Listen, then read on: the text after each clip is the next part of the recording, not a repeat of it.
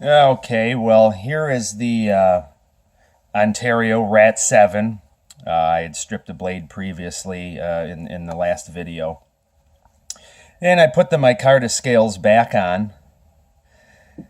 I know on occasion with my Beckers that I have had some loosening in these screws.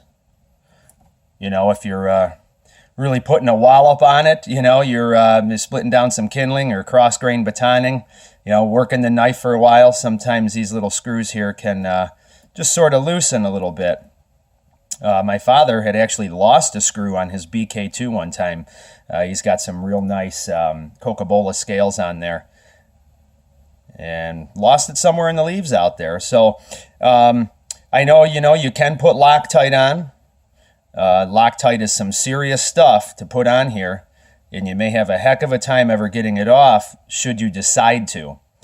Another little trick you can use, and I'm sure a lot of people know about this, but you can use just a little dab of nail polish, and that's what I did. I used a little dab of clear nail polish, put a little drop on the screw, and thread it in.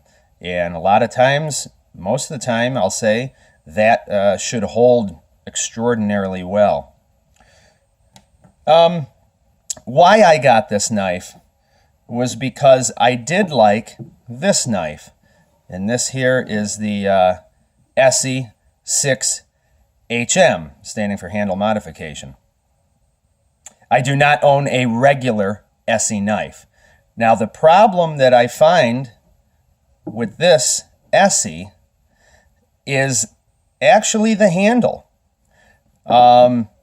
This handle here seems to force your hand up close to the blade, and there's just something about it. Now, I have used this knife quite extensively, and I would never feel undergunned in the field with it, but it is quite uncomfortable in a myriad of different tasks. I feel that, you know, your grip will almost burn out, you know, before you can get done making a feather stick.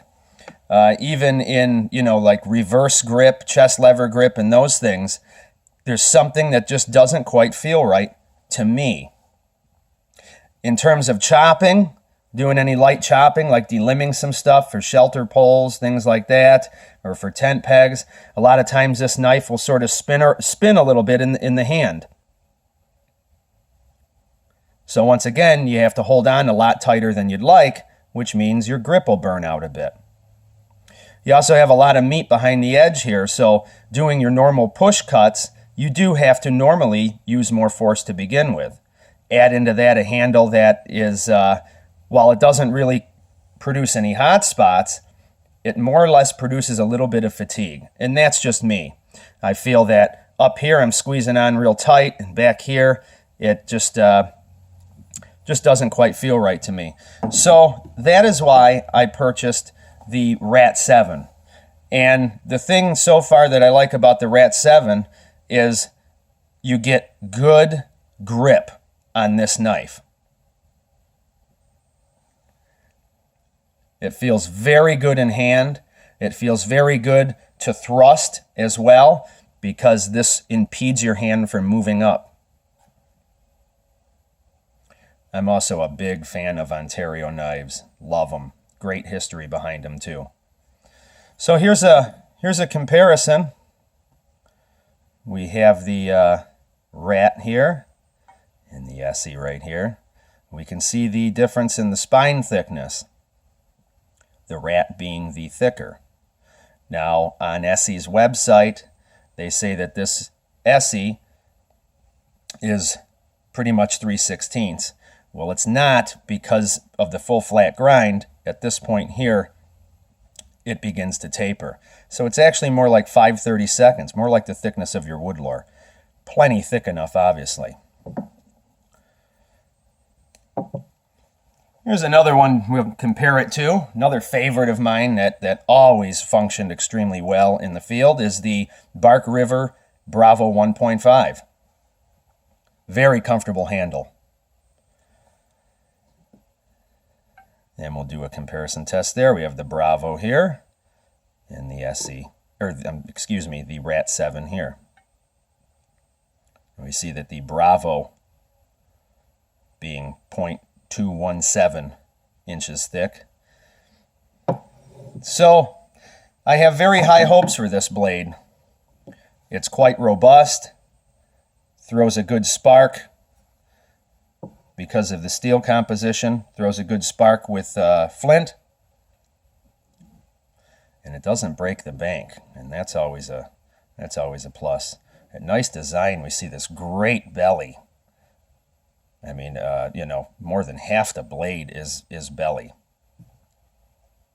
The tip is very heavy duty, very heavy duty.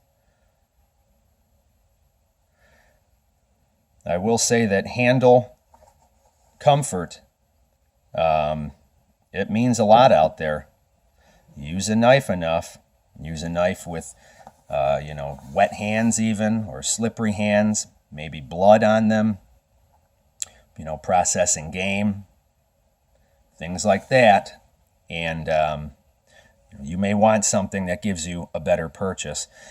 Now, I know that there's a thing called the Amazon 5000 where people sign up and they pretty much trek 5,000 miles across the Amazon basin.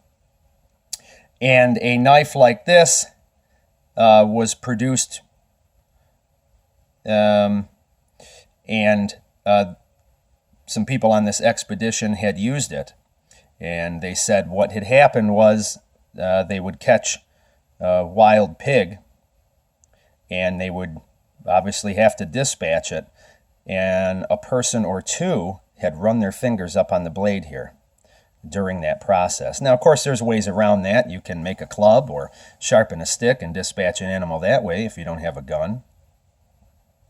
But the other way around it is having a knife handle like this. And that's what the people on this expedition had come to the conclusion, that stabbing certain things can come into play. And when that happens, you may want something like this.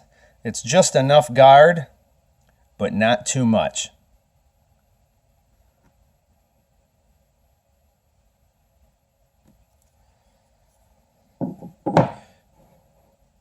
Alrighty, well, thank you very much for watching. Take care.